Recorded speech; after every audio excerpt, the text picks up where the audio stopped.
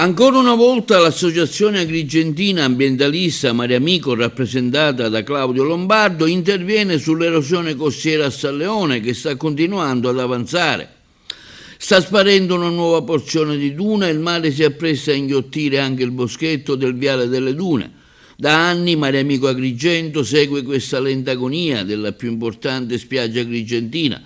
Sappiamo, continua Lombardo, che il Comune di Agrigento, la Regione Siciliana e il Ministero dell'Ambiente hanno promesso interventi per contrastare l'avanzamento del mare, ma purtroppo tardano ad arrivare. Mariamico lancia un nuovo grido di allarme: intervenite subito. E come dice il proverbio siciliano, mentre un medico studia, l'umalato si fa la via. L'erosione ad Agrigento continua a fare danni. Ma la cosa più triste è che siamo in presenza di un grossissimo finanziamento da parte del Ministero dell'Ambiente e dell'assessorato regionale al territorio e ambiente di circa 50 milioni di euro. Questi soldi purtroppo non vengono spesi e noi dobbiamo assistere in silenzio a questa agonia della nostra spiaggia.